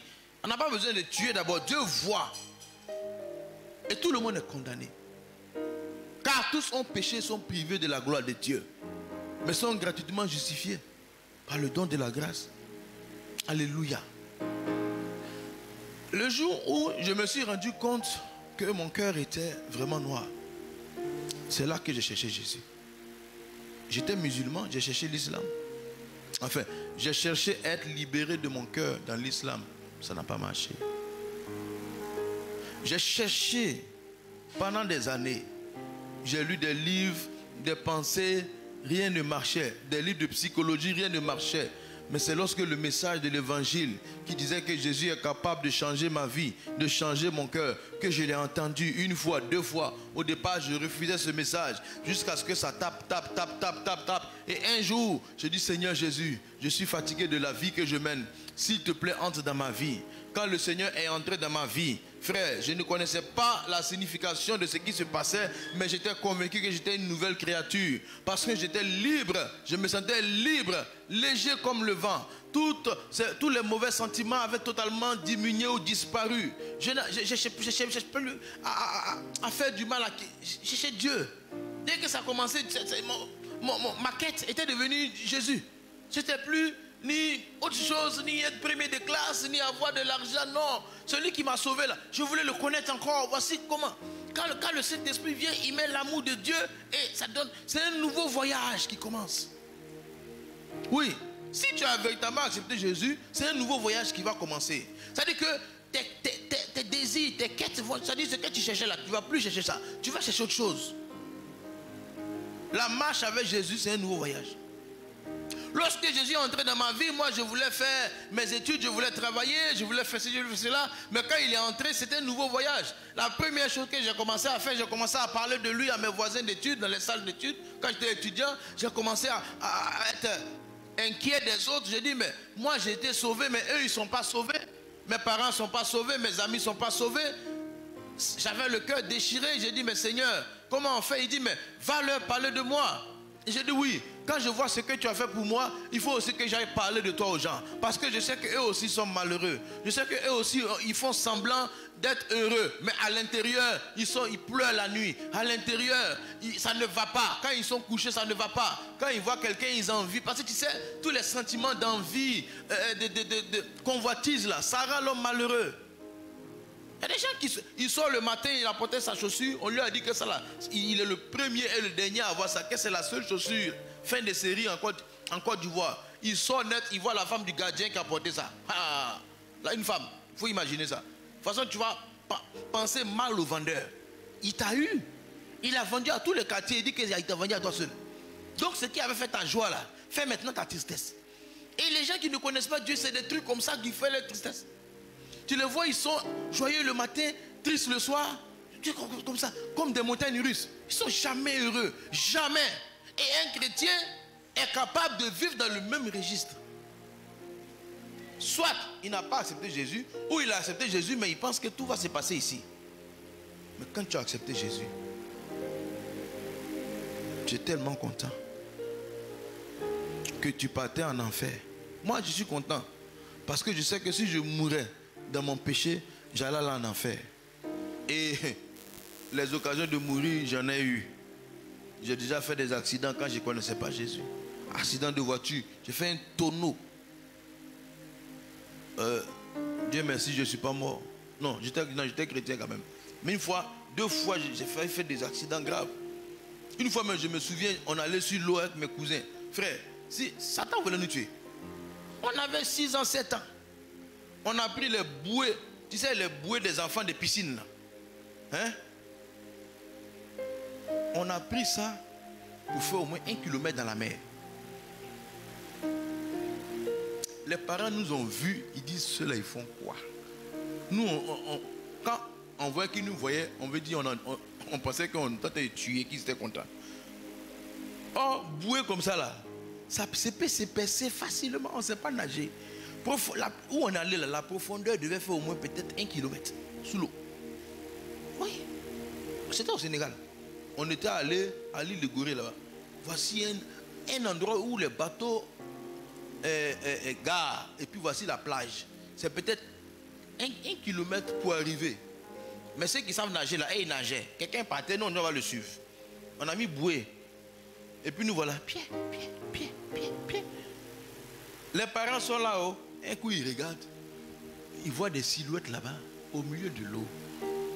Nous aussi quand on les voit, ils nous regardent, ils font ça. Hey! On dit, hey, les gars, on est en train de tuer. Oh, ils sont en train de dire, ceux-là, ils font quoi? Mais heureusement qu'un enfant est inconscient, il ne sait pas où est la mort. Et on a pu atteindre le rivage. Ils voulaient nous gifler quand ils nous ont attrapés. Hein. De toute façon, ils étaient énervés. Mais nous, on n'a pas compris pourquoi ils étaient fâchés. C'est aujourd'hui, je m'arrête. Quand je vois, je dis, hey, Dieu nous a aimés. Il suffisait d'un petit trou. Pif. Si on coulait là, qui va? Il faut 1 minute pour mourir dans l'eau. Oui, même si on ne sait pas nager. Bouée, parce qu'il y a les bouées professionnelles qui sont dans les bateaux là. Ça même tu peux te débrouiller ça. Mais il y a bouée de piscine. C'est en caoutchouc comme ça. On va faire la bouche. C'est ça on a mis sur nos reins pour traverser la mer. Mon frère, Dieu nous a aimés. Dans ça on n'est pas mort. Les histoires ne peuvent pas finir. Mais quand j'ai rencontré Jésus, heureusement parce que j'étais étudiant. Et quand j'étais étudiant, mes parents avaient une voiture, une BM. De toute façon, j'aimais la vitesse. Tu ne peux pas t'amuser avec ça. Hein. Je roulais comme un zinzin. Je me souviens un jour, je roulais à 240 km/h à 22 heures. Oui. C'est-à-dire que j'ai mis la musique de Michael Jackson. Tu as vu, c'est pas pour mourir. Ça fait maintenant je suis là. Et puis c'est cassette. J'ai payé Coca, j'ai mis à côté. Mon bras sur le volant, Coca, ici. La voiture l'a fait comme ça. J'appuie au poum. Maintenant quand le morceau est fini, l'autre bras, j'ai fait revenir. Tu as dit, mais tu regardes, tu fais revenir. Si j'avais crevé là, tonneau que j'allais faire. Parce que mes parents, c'était 50 km qu'on a fait. C'est 30 minutes. Si tu as vite roulé, c'est 30 minutes. Moi, j'ai fait ça en 13 minutes. 14 minutes. Quand il s'est arrivé, le pot d'échappement était percé. A dit que l'aiguille est venue se bloquer, ça peut se bloquer. C'était à 22 h. Quand ils m'ont dit, bon, rejoins-nous, j'ai dit, allez-y. Et allez, je viens. Quand ils ont démarré, je me suis garé. J'ai payé un coca, j'ai déposé. J'ai mis Michael. Clic. Satan était là, accélère. Moi aussi. La voiture aussi, amortisseur n'était pas trop bon. Quand le morceau finit, j'ai fait quoi? C'est pas encore revenu. Ça là, ça pouvait crever. Un mouton pouvait traverser. Un enfant pouvait traverser. Une voiture pouvait traverser. Et là, j'étais mort. Mais Dieu m'a gardé. Donc je m'étais dit que le jour, quand j'ai travaillé la voiture que j'ai payée là, c'était pas pour m'amuser. Hein. Soit voiture, moto. Moto même actuellement on lutte un peu pour avoir ça. Mais je ne paye pas. Tu vois, Dieu m'a aimé. Jusqu'à j'ai vécu.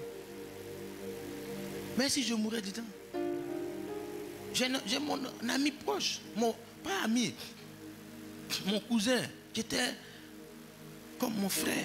Lui, il est mort. On était ensemble, toujours on voyageait ensemble. Moi, on travaillait ensemble. Moi, quand je suis étudiant, je viens travailler pendant les vacances et je repars. Un jour, on m'appelle, on dit viens. En décembre. On dit à quoi? On dit il a fait accident hier, il est mort. Mes parents étaient là, à la ferme. On dit va à Daloa prendre quelque chose, tu reviens. Ils sont partis à 2. Lui, il est resté sur la route. Vous ne connaissez pas Jésus. En ce moment, je n'étais pas chrétien aussi. Ça m'a bouleversé.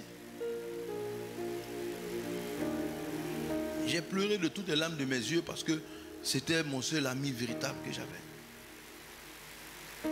Dieu a fait grâce. Et comment il est mort? Il roulait. Il y avait un camion devant qui n'avait pas ses phares. Pas derrière. C'est tout, il faisait noir. Il n'a pas mis la ceinture. Et le temps de se rendre compte, la voiture est rentrée sous le camion. C'est tout. Et ça lui a fracassé, brisé le crâne. L'homme est comme l'herbe. Il partait prendre quelque chose pour revenir, on l'attendait. Il n'est jamais revenu. Moi, je suis revenu. J'ai pu, jusqu'à Jésus maintenant m'a sauvé. Frère, qu'est-ce qu'il y a de mieux que le salut? Demande à ton voisin, être sauvé là, qu'est-ce qui est plus grand que ça?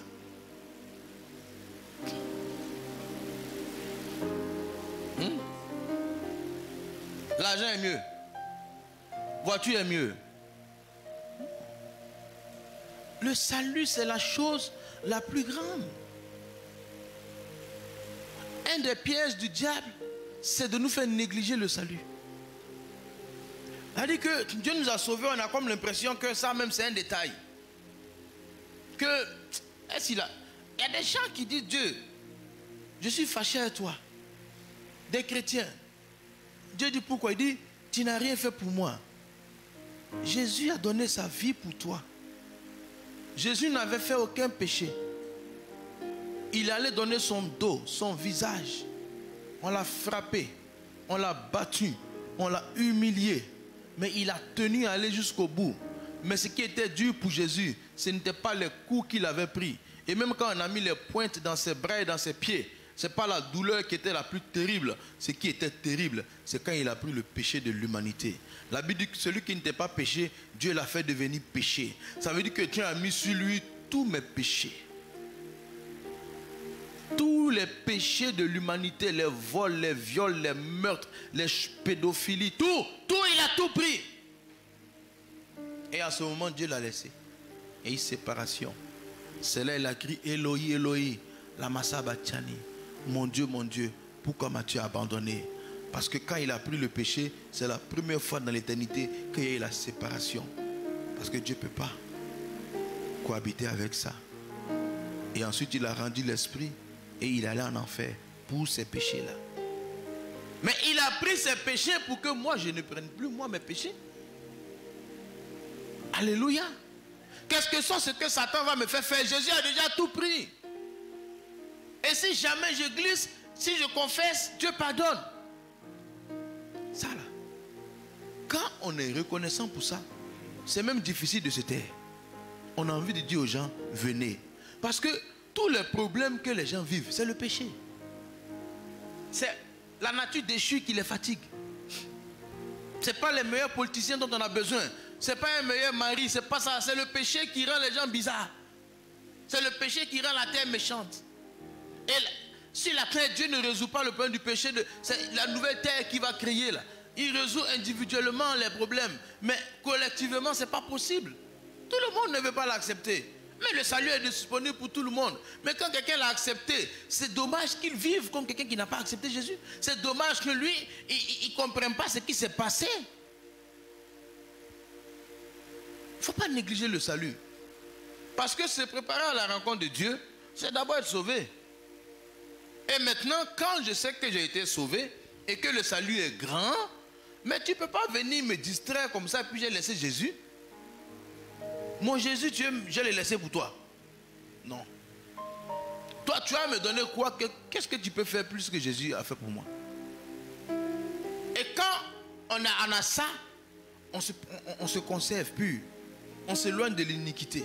Parce que ce que le Seigneur n'aime pas, déjà, on refuse de faire ces choses-là. On dit, lui, il n'aime pas ça. On dit, mais pourquoi tu suis Jésus bêtement comme ça? Mais est-ce que tu sais ce qu'il a fait pour moi? Toi, tu dis de Jésus, Satan même, tu as fait quoi pour moi?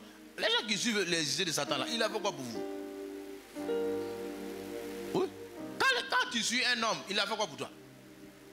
Le diable a fait quoi pour toi? Rien. Il veut te tuer.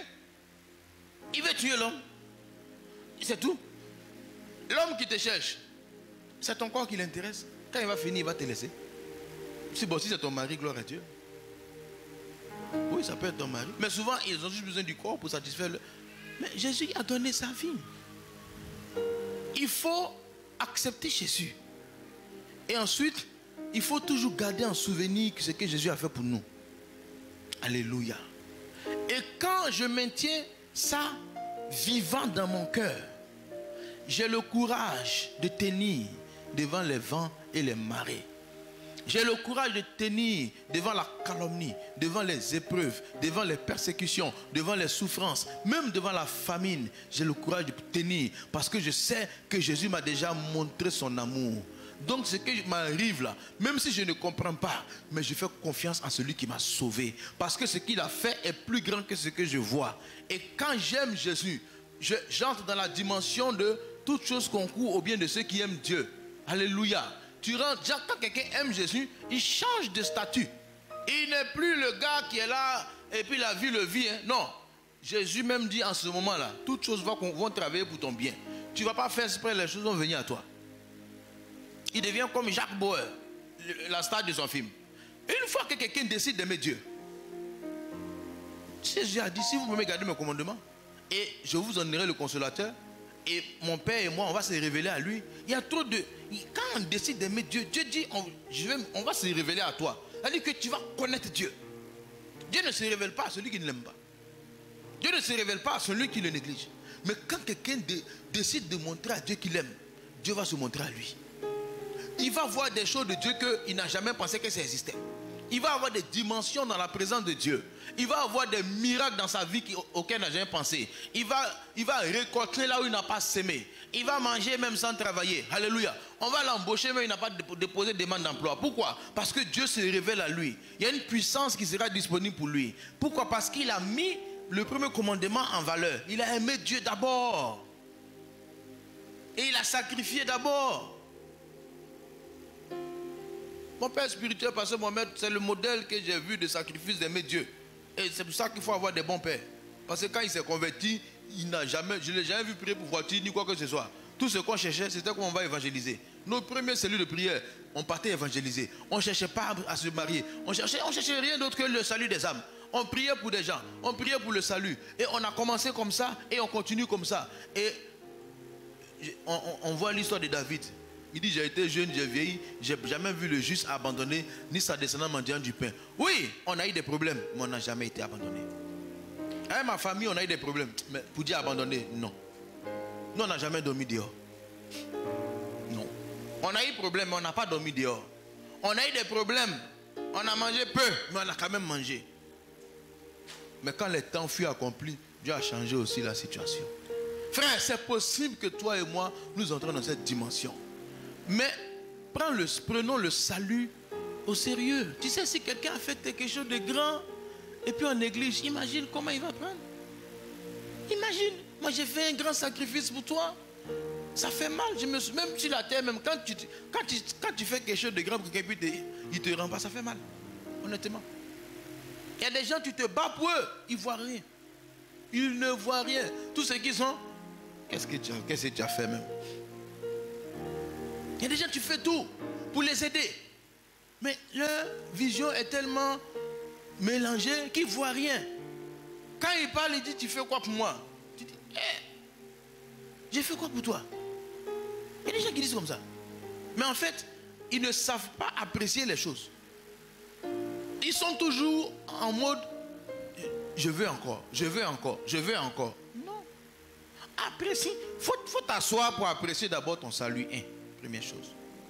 Ensuite, reconnais que l'amour de Dieu est en toi. Et cet amour ne va pas te laisser indifférent. Et tu verras la démonstration tu verras la provision de Dieu. Tu verras le miracle de Dieu. Jésus a dit, tout pouvoir m'a été donné dans les cieux et sur la terre. Tout pouvoir. En même temps, il dit, allez par tout le monde. Quand je vais prêcher l'évangile, la puissance de Dieu est disponible pour moi. Alléluia. Celui qui est sauvé, si tu es sauvé, mets ton salut en action. Je vais m'arrêter sur ça. Si tu es sauvé, mets ton salut en action. Ne t'arrête pas à demander, à te plaindre. Si tu ne peux pas tenir. Tu ne peux pas tenir dans plainte là. Tu te plains, non? Dieu va te montrer, tu vas fermer ta bouche. Oui, les gens qui se plaignent, là, ils ont raison. Si Dieu fait sortir un peu, c'est la honte. Parce que souvent, tu vois les gens, l'oncle s'est battu pour le mettre dans la société. Il était là, il y a des gens, ils n'avaient même pas 15 000 francs par mois. On s'est battu, ils ont eu un travail, ils ont 60 000, 80 000. C'est eux qui sont les premiers grévistes de la boîte. Oui, il y a des gens comme ça. Oui, on a nos droits ici, on a nos droits ici. On dit, hé, c'est peut-être que venir dire que même si tu as eu balayage, là, tu vas prendre. Maintenant, on t'a donné balayage jusqu'à... C'est toi qui es le chef des revendicateurs. Et c'est de l'ingratitude. Et quand quelqu'un est ingrat, ça va être son mode de vie. Jamais il va reconnaître longtemps ce qu'on a fait pour lui. Toujours, oh, tu ne m'as jamais aimé, oh, tu n'as jamais rien fait. Oh, oh, oh, oh, oh, oh, oh. Ils oublient. Il n'y a pas plus grand danger que d'oublier ce que Dieu a fait. Il n'y a pas plus grand danger que nous nous souvenions toujours. Et la plus grande chose qu'il a faite, c'est le sacrifice de Jésus.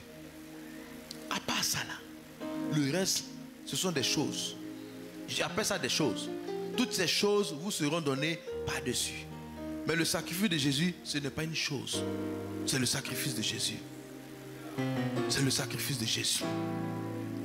C'est un grand sacrifice. Et ça fait que moi je suis content. Parce que quand je regarde ma vie, je dis moi comme ça là, Dieu m'a aimé. Qu'est-ce que j'ai fait de bon? Ben, moi je me moquais de lui. Je me moquais des chrétiens. Les gens venaient me voir, je dis vous mentez, vous mentez. Nous on sera en enfer, on sera à l'aise. Je disais ça. On disait qu'on serait un mec et Jackson là-bas. Peut-être n'était pas encore moi, mais on était sûr qu'on allait le trouver là-bas. On dit, nous on serait bon malé. Vous serez dans vos paradis, vous serez dans la tristesse. Qui va chanter pour vous? Voici ce qu'on disait. Que nous on serait les Bob Marley et autres là. Oui, ça c'est la folie des gens. On parlait comme ça. Mais quand comment ça s'appelle? Le diable même vient te prendre une dépression et découragement. Tu oublies toutes les bêtises que tu dis. Toi-même tu veux te suicider. Toi-même la vie même te dégoûte. Pour rien. Parce que le côté du péché, là, ton corps de péché commence à grandir et à te rendre malheureux dans toute sa splendeur. Et dans tout ce qu'il peut faire pour te rendre malheureux. Mais quand tu rencontres Jésus, Jésus enlève tout ça. Il dit, je vous laisse ma paix. Pas comme le monde la donne. La paix de Dieu, elle n'est pas fonction d'un événement. Elle est fonction de Dieu. La joie de Dieu, elle n'est pas fonction d'un événement, elle est fonction de Dieu. C'est pour ça que ceux qui ont la paix et la joie de Dieu, ça ne dépend pas de quelqu'un. Ça ne dépend pas de quelqu'un. Toute paix et toute joie qui dépend de quelqu'un, c'est au niveau de l'âme. Ça ne dure jamais. Et ça finit toujours par les plaintes. Mais quand c'est la joie véritable, on peut être en prison et on va chanter.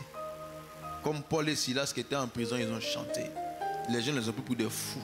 Mais ils avaient la paix et la joie véritable. C'est ce que le Seigneur nous a promis. Frère, quand la vie commence avec ça, le reste, c'est des détails. Le reste, c'est des détails. Tu es tellement équilibré, tu es tellement affermi que les choses qui sont à toi viendront à toi de manière facile. Mais il y a des personnes, ils sont tellement déséquilibrés que Dieu m'a peur de leur donner ce qui est pour eux. Ils vont gâter. Un homme déséquilibré, si tu as planté que le premier piquet est penché, tous les autres seront penchés. Tu es penché. Tu dis, Seigneur, envoie-moi mon héritage. Mais l'héritage sera penché là. Redresse-toi. Tu vas voir si ça ne va pas te suivre. Les gens qui divorcent là, ils étaient penchés avant. Ils ont tout fait, ils ont eu un homme penché aussi. Deux penchés maintenant ont commencé à marcher ensemble. Non. Un homme équilibré? Il dépend de Dieu. La joie du Seigneur, la paix de Dieu. Il dit, ne vous inquiétez de rien, mais faites connaître à Dieu vos besoins par des prières, des supplications, avec action de grâce, et la paix de Dieu qui surpasse toute intelligence garderont vos cœurs et vos pensées en Jésus-Christ. Alléluia. La paix de Dieu qui surpasse l'intelligence. Tu es en paix et les gens disent, mais pourquoi toi tu es en paix alors qu'on doit pleurer? Je te dis que moi, toi ta joie, c'est une joie parce que tu as entendu quelque chose. Moi, ma joie, c'est une joie qui a entendu le ciel. Toi, tu as entendu sur la terre. On ne peut pas avoir la même joie. Toi, ton assurance là, tu vas entendre quelque chose de la terre. Il n'a qu'à te dire il t'aime. Il n'a qu'à te dire tu es joli. Oui. Mais demain, il va te dire que ton nez est gros aussi, non? Mais Dieu, quand il me regarde, toujours il est content. Quand il me voit, il est fan de moi. Quand il me voit, il dit voici mon fils que j'aime. Quand il me voit, il dit quand il te voit, il dit voici ma fille bien-aimée. Quand le ciel te voit aller faire l'évangélisation, le ciel se réjouit pour dire voici quelqu'un d'obéissant. Le ciel est dans la joie et tu entres dans cette joie. Il dit entre dans la joie de ton maître, entre dans ma joie. Dieu te communique sa joie, il te communique sa paix, il te communique son équilibre. Tu as peut-être les poches vides, mais tu es plus équilibré que les gens qui ont de l'argent. Tu as peut-être les poches vides, mais tu es plus assuré même que les gens qui ont des diplômes. Ils ont des diplômes, mais ils vont chez les féticheurs, chez les marabouts. Ils n'ont pas d'intelligence ni de sagesse. Ils mettent leur foi dans des choses qui disparaîtront. Mais nous, on met notre foi dans ce qui va demeurer éternellement. Alléluia. Que nous demeurons attachés au Seigneur. Nous allons voir que nous serons équilibrés. Mais si nous laissons le mensonge s'installer, nous serons malheureux en tant que chrétiens. Et nous serons à la frontière qui peut nous faire tomber dans le monde. Mais ce matin ou ce soir, le Seigneur dit non. Préparons-nous à sa rencontre. Attachons-nous à ce qui est véritable. Mettons notre salut au sérieux. Prenons-le au sérieux. Considérons cela. Et cherchons tout en lui. Car tout vient de lui. Et tout vit par lui. Il te manque la paix, Jésus te donne la paix. Il te manque le courage, Jésus te donne le courage. Il te manque la foi, Jésus te donne la foi. Le Saint-Esprit qui est descendu, tout ça est en lui. La seule chose, Seigneur, j'en ai besoin. Et il vient te combler, il vient te remplir. Et tu marcheras toujours joyeux, toujours joyeuse, toujours heureux, toujours heureuse. Les gens vont dire, mais pourquoi toi tu es toujours content? Pourquoi tu es heureux alors que ta situation semble ne pas aller? Mais tu dis, ma joie ne dépend pas de ma situation terrestre. Ma joie dépend de ma situation céleste. Et elle n'a pas changé. Le Seigneur est toujours sur son trône et il ne descendra jamais.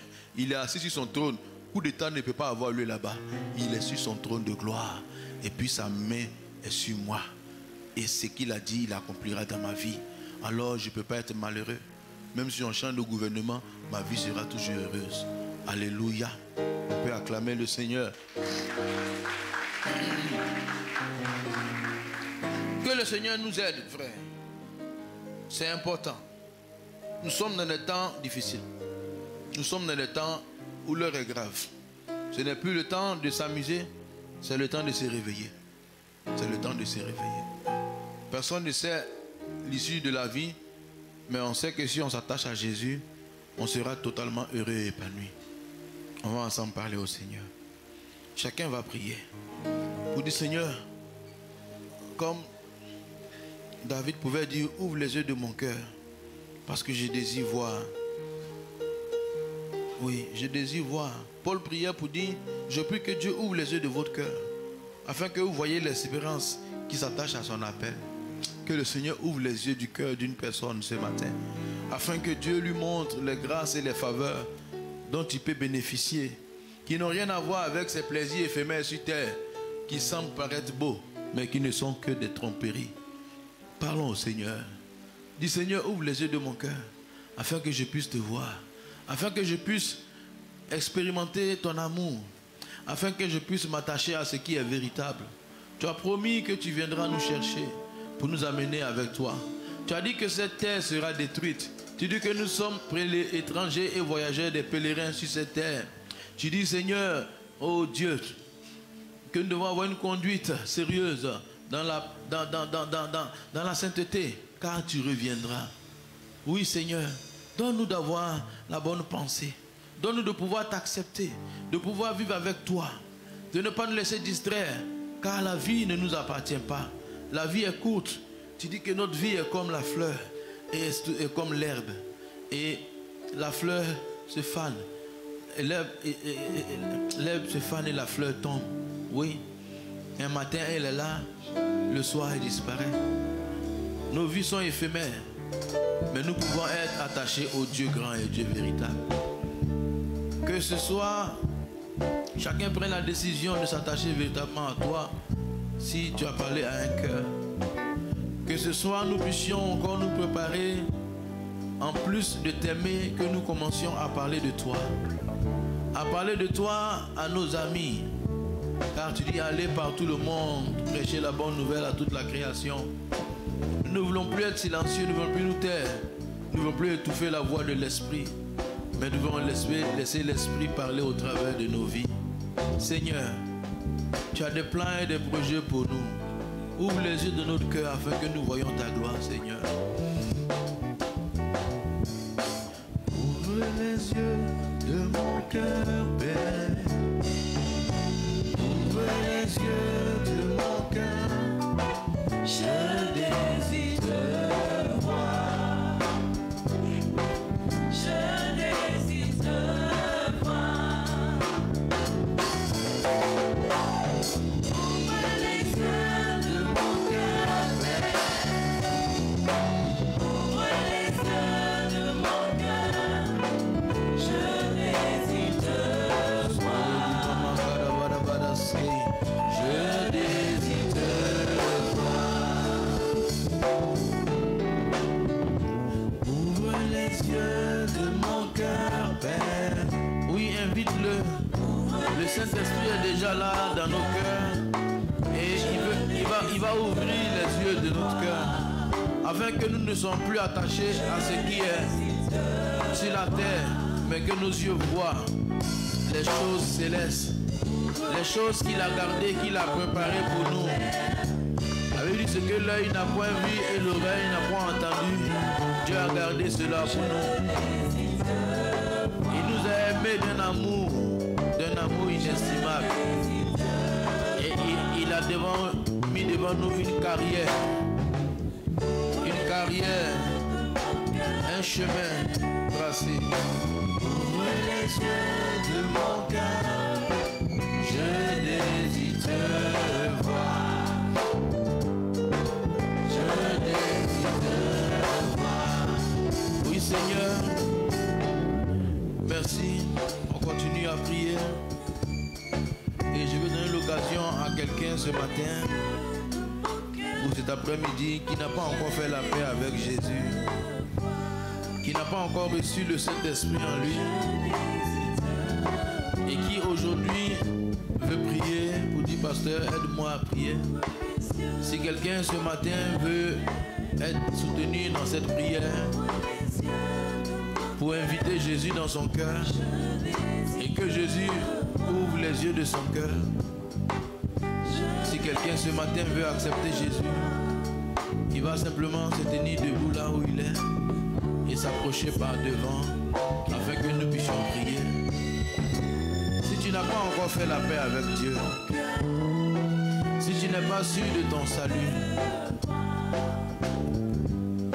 je veux prier avec toi.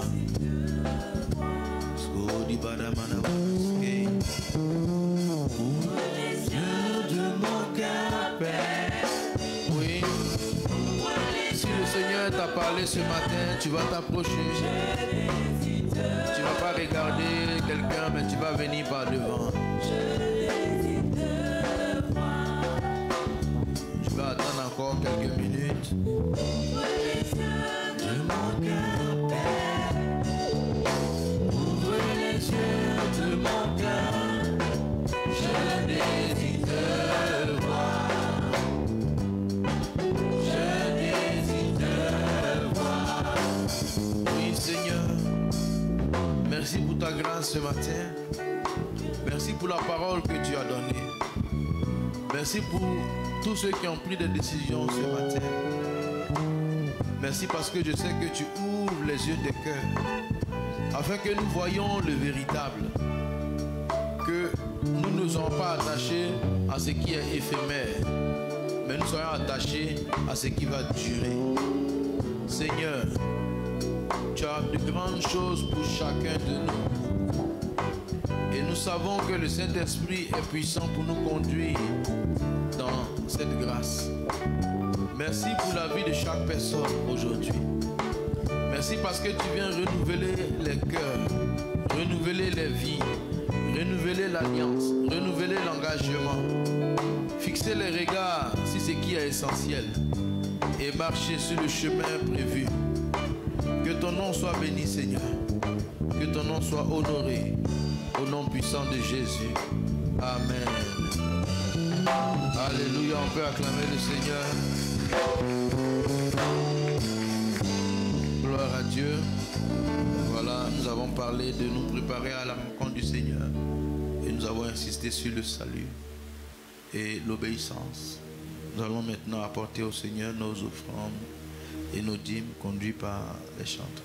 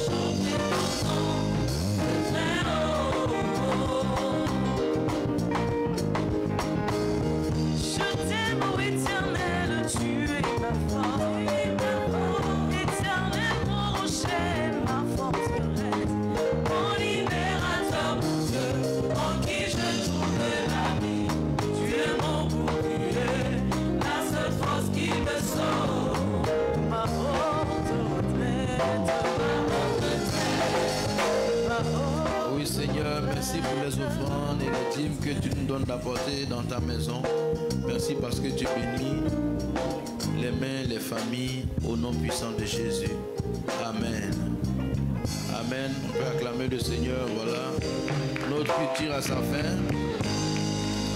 Est-ce que nous avons des invités, des bien-aimés dont c'est le premier culte ici à l'église Vasonneur de San Pedro, l'Assemblée des Conquérants? Est-ce que nous avons un invité? Vous pouvez tenir debout. Alléluia, on acclame le Seigneur. Soyez les bienvenus. Voilà. Je suis pasteur Moustapha Sanogo, le pasteur résident.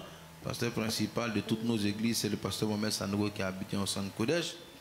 Et si vous êtes de passage dans la belle ville de San Pedro, nous saluons la famille à votre tour. Mais si vous êtes ici à San Pedro, que vous cherchez une église pour adorer Jésus, qu'est-ce qu'on dit les bien-aimés? Restez ici. Voilà, ici c'est vraiment la maison de Dieu. C'est le centre de formation des champions. Et ensemble, nous ferons de grandes choses avec Jésus. Mais vu qu'il est midi passé beaucoup, nous avons prévu un petit cocktail, des gâteaux et des jus autour d'une table. Allez prendre vos affaires et sur le frère Kwaku François, on acclame le Seigneur. Donc, c'est rendre au lieu du cocktail, on continue à acclamer le Seigneur.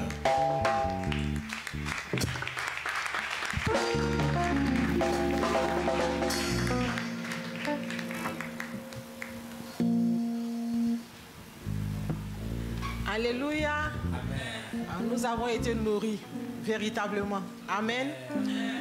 Si tu es d'accord avec moi que ce repas-là t'a fait du bien, que ça nous a fait du bien et que nous allons faire de ce repas-là quelque chose de solide dans nos vies, acclame le Seigneur Jésus-Christ de Nazareth pour ce que nous avons reçu ce matin.